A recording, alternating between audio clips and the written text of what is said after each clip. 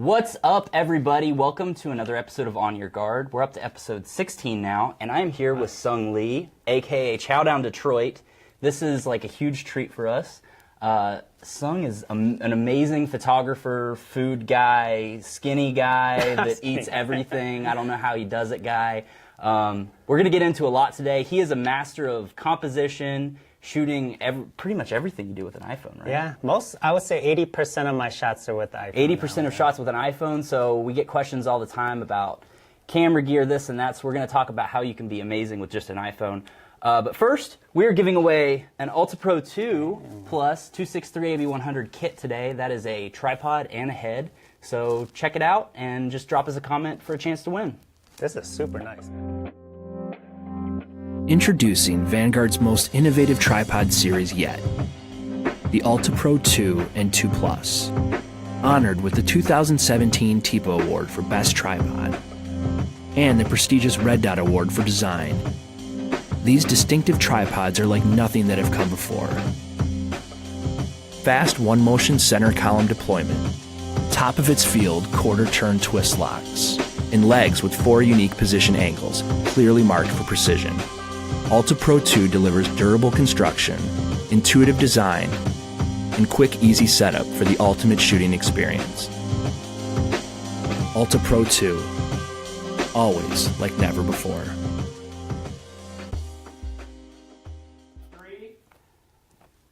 All right, so yeah, all you got to do is drop us a comment or a question. Just ask a question. This guy's a master over here for a chance to win, and we're going to announce a winner end of the weekend sometime. So again, just like or comment.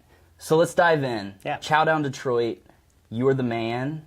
I feel like I've known of you even before I knew you. That's so true, when yeah. I first I feel like I met you on Belle Isle, right? Yes. Lucas. Yep. I was hanging out with friends with Lucas Yep. and Logan. Yep. I would actually met Logan with you that day, but I was friends with Lucas because I met him through Insta Meets. Right. That's how I think most of us met. Yeah, you know. absolutely. But yeah, that was, and then we went to eat together. We did. Mercury Bar. Mercury Burger Bar. It was right, awesome. And yeah. you ordered something. The waitress was even like, what? And The funny thing is, I didn't even want to order this loaded nachos or tachos, Yep. right? Yep. But I ordered it thinking it might be good for my Instagram. Right. You know? With Yeah. sacrifices he has to make, I swear. Yeah, that's what I did. Right. So, you're the food guy. Yeah. So tell us a little bit about how you got started with, like, what came first, food or photography, or was it kind of a culmination of both? Combo. Okay. I've always been interested. You know, I think just the Koreans are just really interested in food world, right? We're just huge foodies. But I've been doing photography since '97, in late '90s, and I started taking photos of food just as a document. Like, this is what I ate when I go to Nashville or Vegas or whatever I go. I just started taking photos, even with the film camera, started taking photos of whatever I eat so I could just go back and say, oh, this is what I ate. Right. So naturally just gravitated towards social media. I started posting things or taking pictures, especially when the iPhone first came out. I was even taking pictures with a Razr phone. Oh, wow. Or Sidekick. Old school. Old school. I think 1.8 megapixel or something, right? But yeah, I've always been taking pictures of everything, not just food, but just anything I do. And when social media got popular, of course, I just needed to post stuff, and it's more for journal reasons, not to, promote anything.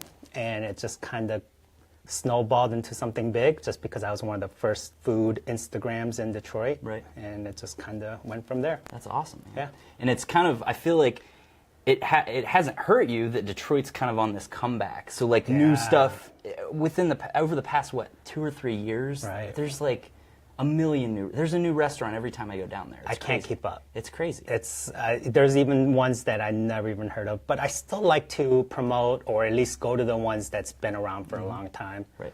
And I was just thinking about a restaurant just recently, like even for example, like Golden Fleece. That's been at Greektown for a long time, and I still like to go there and eat because the new restaurants don't need my help sometimes. Right. But sometimes the old school restaurant that's been there and stuck with Detroit for all those years, I like to give them some little bit of props right there. That's awesome. Yeah. All right, so you told us a little bit about how you got started. So I mean, you're like a full-time, you do your own thing completely right now. Right? Yes. And I mean, you have multiple things that you're doing. But tell us a little bit, when you started, did you have a full-time job? Yeah, I did. So how did that transition happen? I actually was, I worked in advertising for many years. Okay. So I worked for an advertising agency. I worked with a social media department. So I kind of knew a lot about social media world. And so, I mean, I was doing the Child on Detroit thing at the same time. And it got to a point where I had to make a decision. I had a certain amount of followings. I had all these people wanting to meet with me for meetings. And I made a leap of faith kind of thing going on. And let's just try it out. And once I was free to meet with a lot of businesses and meet with a lot of people, I started to get a lot of jobs. Right. And that is my job now, full time. That's awesome. Yeah. So how do you decide? I know this is one of the questions Jared had asked, and you touched on it a little bit. You like to show some love to like the OG restaurants around Detroit. How do you pick a place now?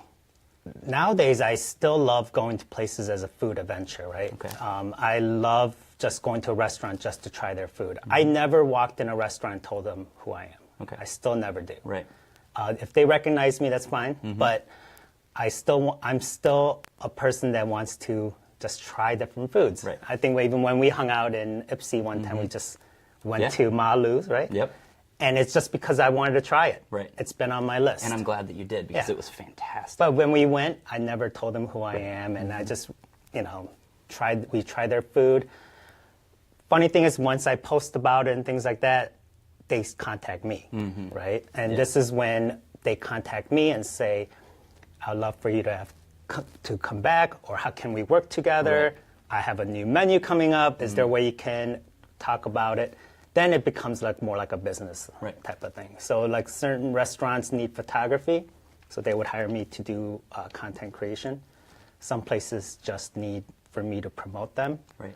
And some places want even more, like maybe social media management help. They might need social media consulting, marketing consulting. Okay. And so those are the jobs that I do a lot. Right. That's awesome. Yeah. What I really love about, I mean, we've hung out a few times here and there, but like, you're just such a personable guy, and you're fun to hang out with and everything. But like, you just have, like, I feel like one of the things that as social media continues in the direction that's going, like as photographers, it's kind of like right now all my eggs are in the Instagram basket. So if Instagram kind of falls by the wayside, I have not a very good following on Facebook, but like, what am I going to do at that point? And I feel like you have always just been diversifying. Like, you still use Snapchat. You still, what I'm interested is, you do Instagram stories and you do Snapchat. Like, how do you manage all that? I have two phones. Actually, I have three phones. So I actually have another iPhone SE. Okay. It's a separate phone. I actually use that for photography still. Okay. But I do this. But you have to start learning about each platform and what they're best at. I noticed on Snapchat I could post all day long, 40, 50 times a day, and no one says one word about it. And they still watch it. Yeah. On Instagram story, if you do too much and they see all the little bars on top, they kind of swipe away. Yep. They don't want to watch. I do the same thing. And like I'm on YouTube too, but just like what you're saying about not put all the eggs in one basket, I'm trying to dabble in other things and just to see if I'm interested in it and see if I like it. And I do like it. Yeah. I do like doing other things, because sometimes you keep doing the same things repetitively and it's just not the best, you know. But yeah, I mean, I think it's always good to go to a different platform and see what. Just try it out and just see if try it it works out. for you. Yeah. Yeah. Like I could picture you being a really good YouTuber, actually. I can't tell you how many times I've thought, have you ever heard of Thomas Heaton? Yeah. I love Thomas Heaton. Yeah. And so, shout out, yeah. Shout out, Thomas. Hey, come on the show sometime. Right. But yeah, I love what he does, and I would love to do something like that. My only thing is, like, with a full-time job and then this, and then I feel like it would cut into the amount of good photos. So like my Instagram, I feel like would suffer. If Something will suffer. Right, something will suffer. So like eventually maybe I'll get there. I don't know. I feel like if I could just pay for somebody to follow me around and then edit the YouTube video together, that'd be the way to go. We have a question. Yeah. No, from Leanne Sherp. She wants to know how much time a day do you spend on social media? If you Oh man. Yeah. That's a painful question. So I would say at least 8 to 10 hours. Woo! That's a day. So it's basically social media is your full-time It job. is a full-time job. Yeah. That's awesome. I even show my followers on Snapchat when I'm making coffee. Like that's as soon as I wake up till when I go to bed, it's always on. So actually my Snapchat is like a vlog now. Yeah. Basically. That's cool. Yeah.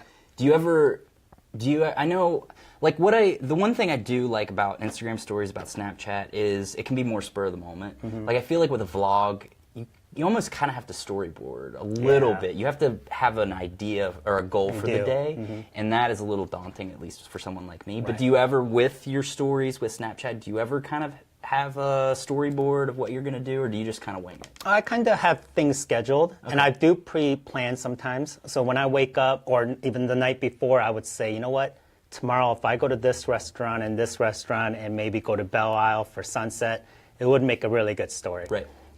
It would make a really good adventure to downtown Detroit. Right. And so I do think about it, and I do plan ahead. I always look at the weather. Is there going to be a good weather for me to do an outdoor thing? So yeah, there's a lot of planning, but sometimes the spontaneous stuff is the best. Right. That's awesome. Yeah, I like that a lot. So let's talk about how you stay not fat. How many times do you eat a day? So yesterday I went to 3 restaurants and 2 coffee houses, and my mom made me dinner. So I eat a lot throughout the day, but a lot of it is nibbling. Yeah. Even in my stories, it will look like there's 8 plates at a restaurant, but definitely I'm not eating everything. Yeah. That's good to know. That's the number one question I get from everyone. Yeah. Like, how do I stay skinny? Technically, I've been kind of gaining weight a little bit. Uh-oh. So, yeah. Maybe I shouldn't have gone there. Well, okay, so let's talk a little bit. We've talked a lot about social media.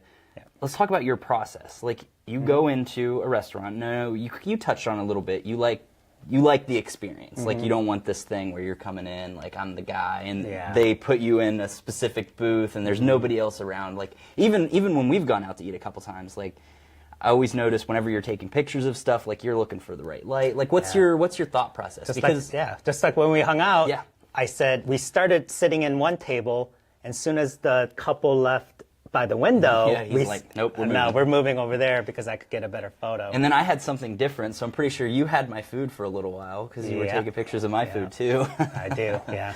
Because I'm going to taste your food, Yeah, right? I mean, no problem. So Yeah. I got to take a picture of it. Yeah. I got what was mine? I got the hot one. What was it called though? The Hot AF. Hot AF. Ma right. Lou's restaurant, Hot AF. Yeah. It was awesome. It was really good. And I do love their biscuit donut. Oh, that was so That was good. excellent. That was so good. Yeah, but the process is I go in a restaurant. If I'm not there as a job, I still want to sit by the window or out in the patio, somewhere I'm going to get good light. I don't like to go eat at nighttime a lot, not just because of the lighting situation, but I like lunches because I'm kind of alone. I'm kind of an introvert outside of social media. Okay. In social media, I'm like all over No, the that's place. interesting. I like. So I do eat a lot by myself. And that's what I do. I mean, I go by the light, I'll take a couple quick shots, and if I don't think it's going to be good enough for my Instagram, I don't post it. Okay. But that's why a lot of times I like working with restaurants and kind of planning ahead because I can scout the location of their restaurant where the photos will be the best and things like that. Right. Speaking of that, actually, Dave has a question. Do you go into a shoot with a plan of their menu and what you want to photograph, or you just show up and shoot what they want you to feature? Yeah, so I do plan ahead. I always look for something that has more of a wow factor. So I'm not going to post a chicken salad. Even though if that's what they're known for, I want to post something that gets all the people saying, check this out. They'll tag all their friends and share it and get reposted on the big sites. And that's how I actually grew my channels. If you just go through my old stuff, there's a lot of weird food, crazy food, stacks of beef patties on a burger or loaded fries. And if some places that don't have anything that's like a wow factor, I actually help them create one. Oh, that's interesting. I like that. to get the buzz going. Yeah. Yeah. Well, I know yesterday we were having lunch and we were kind of like just talking about this episode and what we were going to do. And I was scrolling through your feed and I found something that I hadn't seen before. It was pizza waffle fries. All right. And me, I'm the pizza lover. I was like, guys, it's pizza on waffle fries. Yeah. That was amazing. So yeah, I see what you're talking about. That was at Sicily's Pizza. Yeah. I remember that. So when I went there, I kind of looked at their menu, and that was one of the things that I knew someone like you or someone like everyone would just stop and say, oh, check this out. Gotta have that. So that's the one I wanted to feature. Right. And I did take pictures of other stuff that they have, but that's the one I knew. Mm-hmm. So I kind of know my audience. Yeah. And when for some reason, when I post something fancy at a fancy restaurant, it doesn't get the engagement. Right. I go to a hole-in-the-wall pizza place and get something like waffle fries with pizza toppings on it, then I think it had probably 2,000 likes and 100 some comments. Right. And those are the things I look for. That's for awesome. Sure. No, I really like that. And that's what, I mean, I've seen the food, and I don't even know. I feel like there's a distinction between like specifically like a food photographer that is coming in with lighting and using whipped cream in place of, or no, I mean shaving cream in place of whipped cream. You know what I mean? Like that's a thing. And yours is, it's more about documenting the experience, like what you're actually eating. But like the thing that I find so interesting is anytime I've ever gone to take pictures of my food, and I mean I'm a photographer, I know what to do. It never comes out like yours. You are like a master when it comes to composition, and it all comes down to that, like also the wow factor. But I feel like even, I mean, you and Jim were in Traverse City, and you did, is it Moomers ice cream? Moomers, yeah. And you had that cool shot where you both have the tray sampler flight of ice They have a cream. flight of ice cream there. It's crazy. That went viral, actually. It was Did it nice, really? Yeah. I didn't see how it ended up. Yeah, That's it did awesome. really well. That's great. But yeah, like that shot, I look at it and I'm like, wow. That's like I never would have thought to take a shot like that. So like I don't know. Tell us a little bit about your thought process when it comes to a photo. Yeah, so I take a lot of shots. So If you while you're talking, can you pull up and just like scroll through and show? I could 'Cause, definitely like, do that. The last when we were hanging, I think it was at Malu's. You were like, it was all the steaks. You were like, I went to this place, and you just were scrolling, and it was like steaks. At a restaurant or like even at Moomers, I probably took at least 60 photos. Okay. Then, all different angles, all different ways. By the time we're done, I was done shooting. The ice cream was half melted. Right. Yeah. So a lot of my friends don't even like to hang out with me anymore because all the food is cold now. You know, they even ask me. I'm like, hey, want to meet me for lunch? And the first thing they'll say is this? Are you gonna shoot a lot of shots, or are we just eating? And because they know the food's going to get cold. Yeah. I'm going to take the food and go all over the place. I'm going to hold it in the air. I'm going to take it outside. Yeah, but like that Moomer shot, I have like a little style where I look down on a shot. So one of my styles is it's my point of view type of thing. And I think that's why a lot of people like my photos because they feel like they're there with me. Yeah. Because sometimes when you do a professional shot, it doesn't feel like you're there with me. Right. So that's why I started doing more iPhone. Because I noticed when I started doing it with my DSLR, people weren't engaging with those shots. So in the beginning, if you look like my old photos, it was a lot of iPhone and some DSLR. Right. But then I realized the less I make it fancy, the more people like it. But yeah, look at the shots right here. That's so funny. These are all just. And I don't know if you're going to be able to see. Hold it up and scroll for people. You probably won't be able to see it. You but might it's like not be able it's to. similar photos, and it's like, oh, Jared's going to hold it. It's a slight variation, you know. Can you see that? It's like totally out of focus.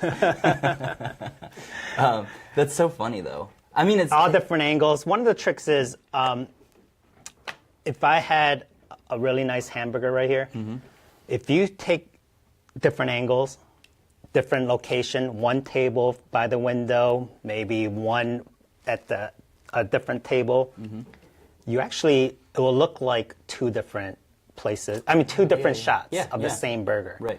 So one of the tricks that I did in the beginning, not because I didn't eat, I do eat out every day, but when you run out of content, I take, even though I posted this shot here, the same burger shot 2 months later, at a different table, From different the same light. experience, just a different. One might be me holding it, and another one might be on a Right. plate, but it will look totally like a two different Right. shot. No, that's cool. Interestingly enough, that's kind of the same when I'm shooting for just personal stuff, Yeah, landscape yeah. stuff. That's the same thing. You know, I don't want to post two shots that are similar back to back, but I know if I shoot one with a wide angle and then shoot one with a telephoto, and then I spread them out by a week or two. Right.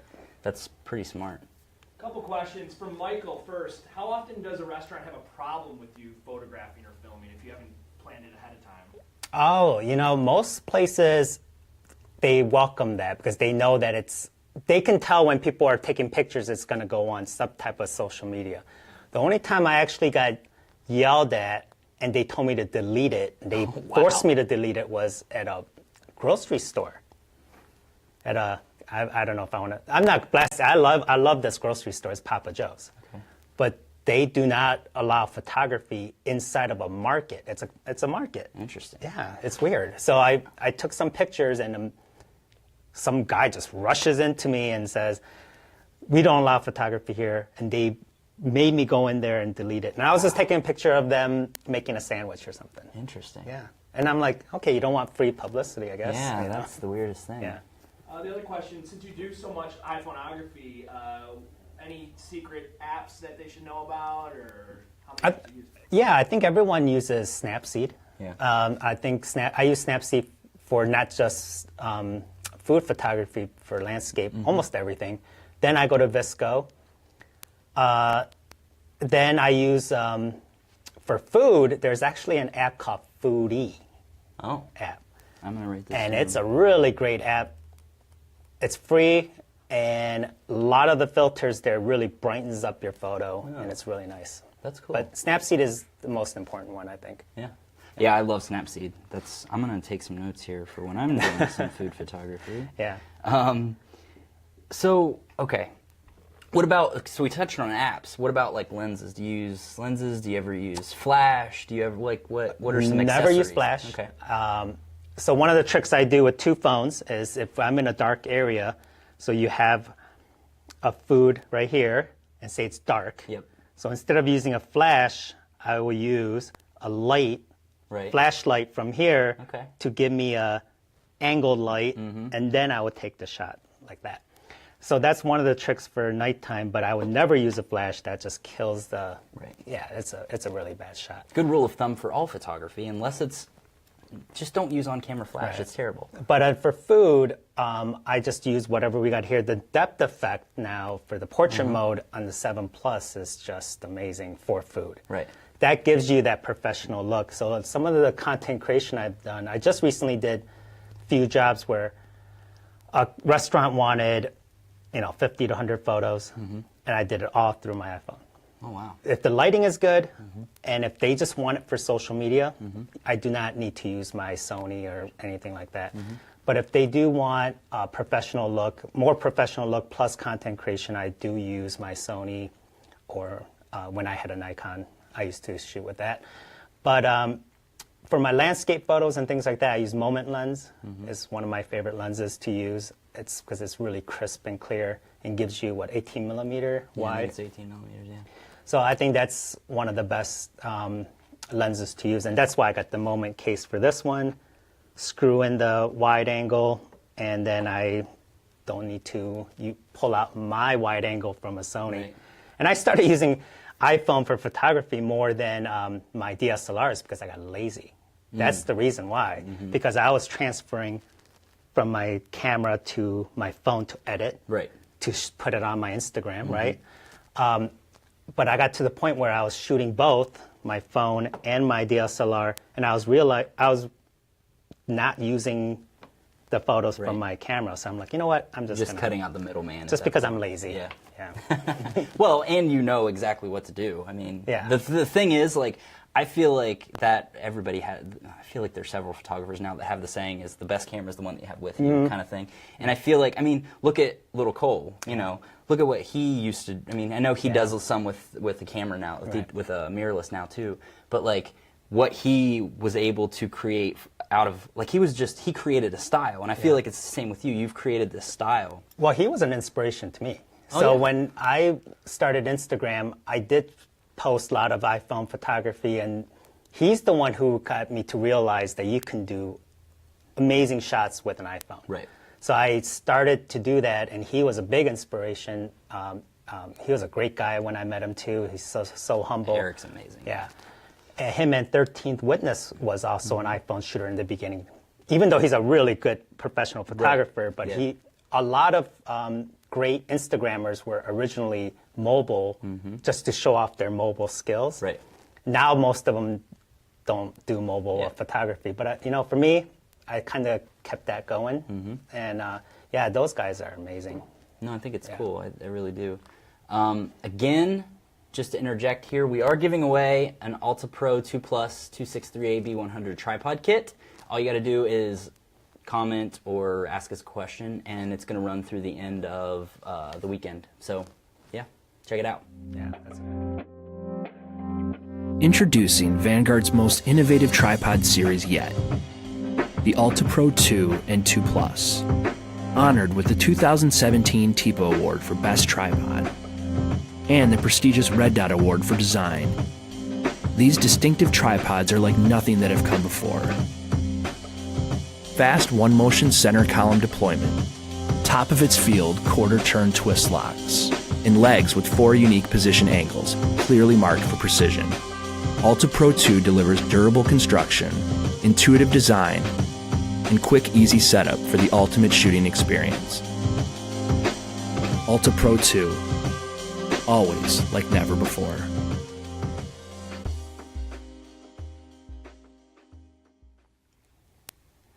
All right, so again, just shoot us a comment or a question end of the week until the end of the weekend for a chance to win a tripod, and it's a really good tripod at that. So, not only is Seoung an amazing food photographer, Instagrammer, Snapchatter, storyteller person, but he's also an amazing landscape photographer. So, let's talk a little bit about that. And I know we just got done talking about iPhone and stuff, so we know what you use, but what's your thought process there? Is it just kind of like an outlet from food? Yeah, I've always been into photography. I went to CCS for photography, so I started with film. I even worked at the DIA as internship in the photo department. Oh, so that's cool. I've been in the photo world for many years. And it's funny because I started with film, medium format cameras. I did even studio 4x4 cameras, Wow. pinhole camera. I've done all that, but I'm realizing I gravitate towards things that are easy and lazy for me. I wouldn't say lazy. Well, because I was originally into painting and all that stuff, and I got into photography because it was so easy. Yeah. Not easy, but it's quick, Right, yeah. You get done quick. As soon as digital came out, I was one of the first digital photographers at my school back in early 2000s, and now I do iPhone because it's easier and faster. So I think I'm just impatient.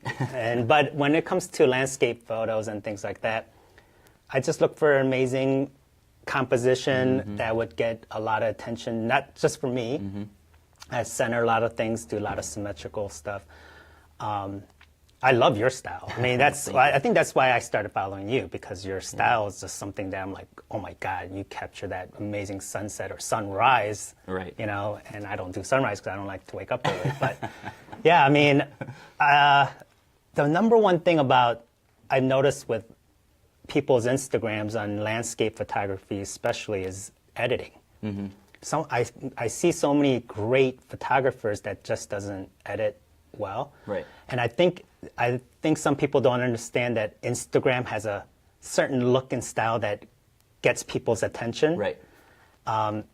So you almost have to edit. Yeah. Some people say no filter, and I'm like, well, you should have added a filter to it. Yeah. So I sometimes say that because Instagram is not like traditional photography. Right. It's totally different. Yeah.